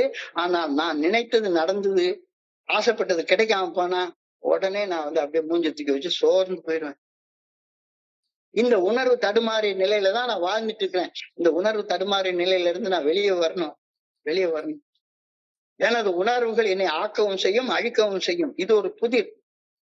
என்னுடைய உணர்வுகளை ஆக்கப்பூர்வமாக பயன்படுத்த கற்பதுதான் இந்த 11வது படியோடைய 2வது பாகம். குடிநோய் என்ற நிலைக்கு நம்மை கொண்டு வந்ததில் நம்முடைய உணர்வுகளுக்கு உள்ள ஆற்றல் பெரும் பங்கு வகித்ததுன்றது புரியுதா அப்படின்னு சொல்லி கேக்குறாங்க. வெறுப்பு, மனக்கசப்பு, எரிச்சல், காழ்ப்புணர்வு, கழிவிறக்கம், பொறாமை, இந்த உணர்வுகளால் உருவான ஆற்றல் விரயம், வேஸ்ட் ஆஃப் எனர்ஜி. இதுதானே குடிநோயாளி ஆக்கிச்சுது. எங்களுக்காக உன் சித்தம் என்னவென்று அறிந்து கொள்ள மட்டுமே வேண்டி அதை நிறைவேற்றும் ஆற்றலை நிறைவேற்றும் சக்தியை கோரி பிரார்த்தனும். சக்தி உன்னுடைய உணர்வுல இருக்கு. அந்த உணர்வை நீ விரயம் பண்ணிட்டே உட்கார்ந்துருக்க. அதனாலதான் நீ ஆற்றல் அற்று வாழ்ந்துட்டு இருக்க. உன்னுடைய ஆற்றல் உன்னுடைய பயத்துல இருக்கு, உன்னுடைய பொறாமையில இருக்கு, உன்னுடைய காமத்துல இருக்கு, எல்லாத்துலயும் ஆற்றல் இருக்கு. அத நீ ஆக்கப்பூர்வமாக பயன்படுத்துறதுக்கு பதிலாக அழிவுபூர்வமாக பயன்படுத்துற. தப்பு செய்யறதுக்கு பயப்படு, தப்பு நடந்தா கோவப்படு. தப்பு செய்யறதுக்கு பயப்படு, தப்பு நடந்தா கோவப்படு. மனைவி கிட்ட காமப்படு, அடுத்தவன் மனைவி விட்டு காமப்படாது. அது ஆற்றல் விரையும், ஆற்றல் விரையும். அன்பு என்ற உணர்வு உருவாக்க வல்ல அபரிமிதமான ஆற்றலின் ஆதாரத்தை எளிமையாக புறந்தள்ளி வாழ்ந்து வந்தேன். அன்பு என்ற மாபெரும் ஆக்கப்பூர்வமான ஆற்றல் என்னுடைய மனித உடலையும் மனதையும் சக்தி வாய்ந்த விதத்துல ஆற்றல் எங்க இருக்கு? உன்னுடைய உணர்வுல இருக்கு. எங்களுக்காக அவன் சித்தம் என்னவென்று அறிந்து கொள்ள மட்டுமே வேண்டி அதை நிறைவேற்றும் சக்தியை கோரி பிரார்த்தித்தோம். ஆற்றல் என்பது உன்னுடைய உணர்வுல இருக்கு. ரொம்ப அழகா என்னுடைய குருஜி எனக்கு சொல்லி தந்தாரு. ஒரு புலிய மான் பாக்குது. மான் பார்த்த உடனே அதுக்கு ஒரு உள்ளுக்குள்ளார ஒரு பயம் என்ற உணர்வு உண்டாகுது. பயம் என்ற உணர்வு வந்த உடனே அதுக்குள்ளார ஒரு ஆற்றல், தப்பிச்சிடணும், உயிர் பழச்சிடணும்னு ஓடுது. அப்ப ஜங்கிள் லா அப்படின்னு சொல்லுவாங்க. ஜங்கிள் லா என்ன லா தெரியுமா? 100 மான விரட்டுனா ஒரே ஒரு மான் தான் புலிக்கு கிடைக்கும். அப்ப ஸ்லோவா ஓடக்கூடிய மானை விட பாஸ்டா ஒரு புலி ஓடுனா தான் கிடைக்கும் உணர்வு. அந்த உணர்வு உள்ளுக்குள்ளார பசி என்ற உணர்வை தீர்த்து கொள்ளணும் அப்படின்னா ஆற்றல். ஆயம் என்ற உணர்வுல உயிர் பழிச்சிருக்கணும்னா. ஆனா நான் என்ன பண்ணுவேன், உணர்வுகள் வர்ற நேரத்துல உணர்வுகள் ஒண்ணுமே பண்ணாம ஜடம் போல படுத்து கிட்டதுன்னா பிளட்ல சுகர் தானா ஏறிக்கும். ஒண்ணுமே இப்ப பண்ணாம உட்கார்ந்துட்டு இருந்தேன்னா என்னுடைய பிளட்ல உணர்வுகள் வர வர வர வர சுகர் பம்ப் ஆயிடும், ஆற்றல் பம்ப் ஆயிடும். ஆற்றல் பம்ப் ஆன உடனே நான் செயலாற்றாம என் பாட்டுக்கு படுத்துக்கிட்டே உட்காந்து மறுபடியும் உட்காந்து லொடன்னு ஏதாச்சும் பேசிக்கிட்டே உட்கார்ந்து இருந்தேன்னா வீணா போயிடும். எல்லாத்தையும் ஆற்றல பாசிட்டிவா கன்வெர்ட் பண்ணு. அன்பு என்ற மாபெரும் ஆக்கப்பூர்வமான ஆற்றல் நம்முடைய உடலையும் மனிதையும் சக்தி வாய்ந்த விதத்தில் செயல்பட ஊக்குவிக்கின்றது. சோ உணர்வுலதான் ஆற்றல் இருக்கு. அந்த எல்லா உணர்வையும் அன்பாக கன்வெர்ட் பண்ணு. அன்பே சிவம், லவ் இஸ் காட். எங்களுக்காக சித்தம் என்னவென்று அறிந்து கொள்ள மட்டுமே வேண்டி அதை நிறைவேற்றும் சக்தி அன்பு மட்டும்தான், அன்பு மட்டும்தான், அன்பு மட்டும்தான். வேற எல்லாமே ஆற்றல் விரயத்தை உண்டு பண்ணும். அன்பு என்ற மாபெரும் ஆக்கப்பூர்வமான ஆற்றல் நமது மனித உடலையும் மனதையும் சக்தி வாய்ந்த விதத்தில் செயல்பட ஊக்குவித்து மிக உன்னத நிலைக்கு எட்டி செல்லும். இறைவன் என்னை படைத்த நோக்கம், அவர் படைத்த படைப்பனைத்திற்கும் பணி செய்து கிடக்கிறது தான்ற நோக்கம் புரியும். அந்த நோக்கத்தை நிறைவேற்றுவதற்கு அன்பு இல்லைன்னா முடியவே முடியாது. அன்பு என்ற ஆற்றல் வேணும். உள்ளத்தை அன்பால நிறைக்கிறதுக்கு பதிலாக வெறுப்பாலையும் மன கசப்பாலையும் எரிச்சலாலையும் பகையாலையும் பொறாமையாலையும் சந்தேகத்தாலையும் காமத்தாலையும் நிறைச்சு வச்சுக்கிட்டு எனக்கு ஆற்றல் இல்லைன்னா எல்லாம் உனக்குள்ளார உள்ள ஆற்றலை எல்லா ஆற்றலையும் அன்பாக கன்வெர்ட் பண்ணிடலாம். உன்னுடைய அபரிமிதமான காதலை காமத்தை அன்பாக கன்வெர்ட் பண்ண முடியாதா? எவ்வளவு காம உணர்வு இருக்கு, அதுல எவ்வளவு ஆற்றல் இருக்கு, எவ்வளவு ஆற்றல் இருக்கு. காமத்துல எவ்வளவு ஆற்றல் இருக்கு. அந்த ஆற்றலை எல்லாம் மனைவி மேல உள்ள அன்பாக கன்வெர்ட் பண்ண முடியாதா? எனக்கு கன்வெர்ட் பண்ண பிடிக்கல. போய் உட்கார்ந்து 10,000 ரூபாய் கொடுத்துட்டு ஒருத்திக்கிட்ட போய் உட்கார்ந்துட்டு நான் அவங்கள்ட்ட அன்பை வேற காட்டிட்டு உட்கார்ந்துருப்பேன்.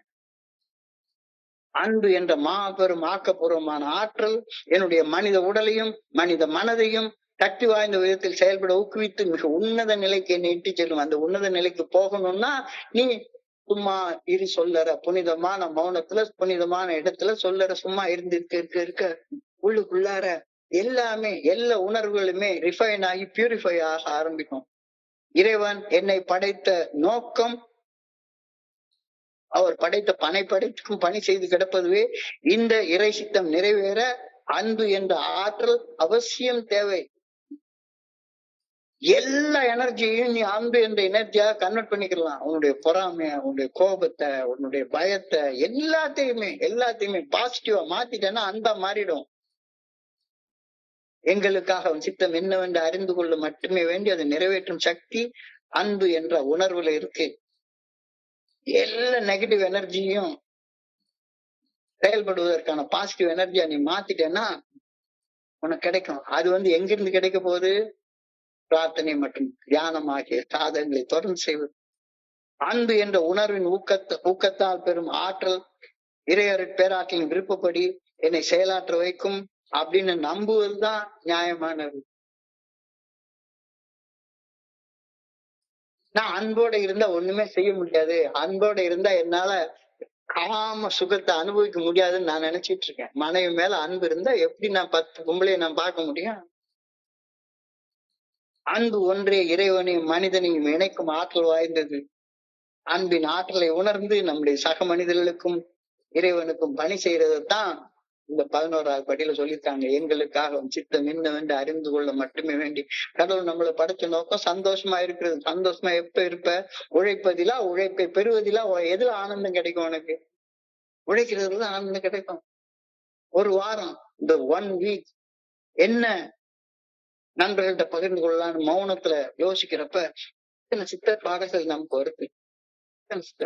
என்னிலே இருந்த ஒன்று யான் அறிந்ததில்லையே, என்னிலே இருந்த ஒன்று யான் அறிந்து கொண்ட பின், என்னிலே இருந்த ஒன்று யார் உணர்த்த வல்லரோ, என்னிலே இருந்திருந்து யான் உணர்ந்து கொண்டனே, என்னிலே இருந்திருந்து யான் உணர்ந்து கொண்டனே.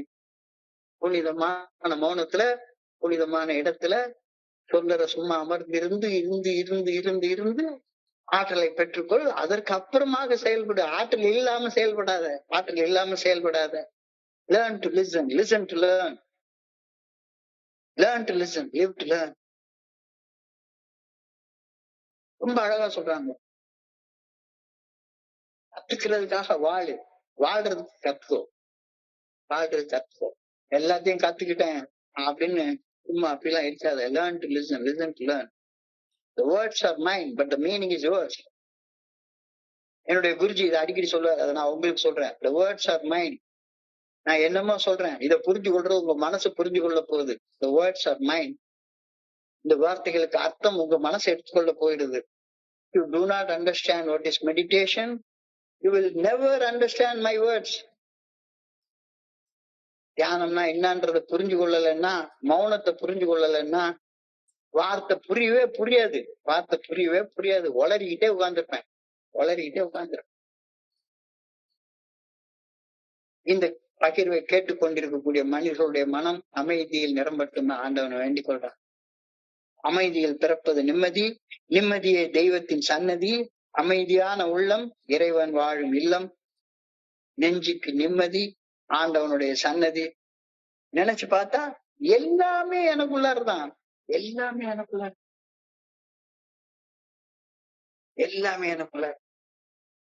ரொம்ப அழகா சொல்லியிருக்காங்க. Thought through prayer and meditation. Thought என்றால் தேடுறது. Seek உடைய past tense தான் sought. தேடுதல். ரிசர்ச் பண்ணாத. நான் என்ன சொல்றேனோ அதை உட்கார்ந்து ரிசர்ச் பண்ணிட்டே இருக்கிறதுனால என்ன பிரயோஜனம் வரப்போகுது? ஒரு பிரயோஜனம் வர கிடையாது. அதனாலதான் வேணும்னே பில்டபிள்யூ தியானத்தை பத்தியோ எதை பத்தியோ பிக் புக்ல எல்லாம் ஒண்ணுமே எழுதல. நீ தேடு, இறைவனை நீ புரிஞ்சுக்கோ. அடுத்தவங்க புரிஞ்சு கொண்டு இறைவனை பத்தி ஆராய்ச்சி பண்ணிட்டு உட்கார்ந்துருக்காத. There is a lot of meaning between search and research. Search என்றால் தேடுதல், research என்றால் ஆராய்தல். உண்மையை நீ தேடு, நீ புரிஞ்சு கொண்ட உண்மையை நீ தேடு. எதன் மூலமாக? பிரார்த்தனை மற்றும் தியானத்தின் மூலமாக தேடு. அடுத்தவன் சொல்லக்கூடிய இறைவனை ஆராய்ச்சி பண்ணிட்டு இருக்காத. இறைவனை உனக்குள்ளார தேடுனா இருக்கிறது உனக்கு புரியும். நீ ஏன் படைக்கப்பட்டன்ற நோக்கம் தெரியும். அந்த நோக்கத்தின்படி வாழ்வதற்கான ஆற்றல் கிடைக்கும். எல்லாமே சர்வம் சிவமயமாக உனக்கு தெரியும்.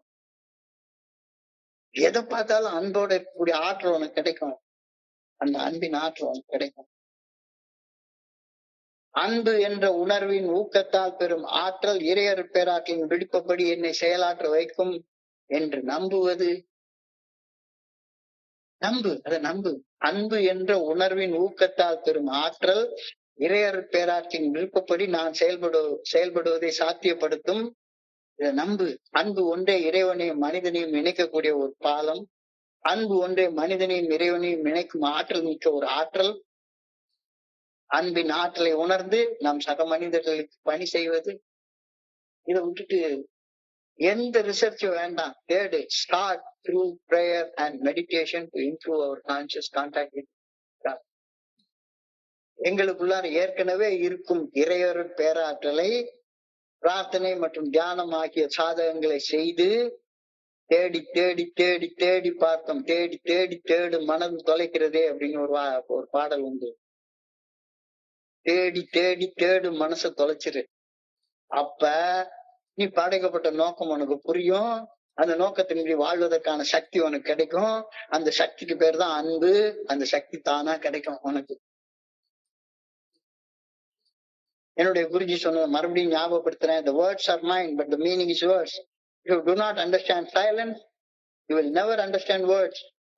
இந்த பகிர்வை கேட்பவர் மனது அமைதியில் நிரம்பட்டும். அமைதிதான் ஆண்டவன். அமைதியில் பிறப்பதுதான் நிம்மதி. நிம்மதிதான் தெய்வத்தின் சன்னதி. நெஞ்சுக்கு நிம்மதி ஆண்டவனுடைய சன்னதி. அந்த நிம்மதி ஏற்கனவே உனக்குள்ளார இருக்கு. அந்த ஆனந்தம் ஏற்கனவே உனக்குள்ளார இருக்கு. அதை தேடு. அதை விட்டுட்டு வெளியே போய் தேடாத. வாழ்க வையம், வாழ்க வளமும். சித்தர் பெருமக்கள் திருவடி சரணம். எனக்கு இந்த வாய்ப்பு இந்த குழுவிற்கு என்னுடைய பணிவான நன்றிகளை தெரிவித்துக் கொள்றேன். இதுவரைக்கும் பொறுமையாக கேட்ட ஒவ்வொரு நண்பருக்கும் என்னுடைய பணிவான நன்றிகள். இந்த இரவு பொழுது நண்பர்களுக்கு இனிமையான இரவாக அமைய இறைவன பணியோடு வேண்டிக் கொள்கின்றேன். நன்றி நன்றி நன்றி நன்றி நன்றி நன்றி. வாழ்க வையகம், வாழ்க வளமுடன்.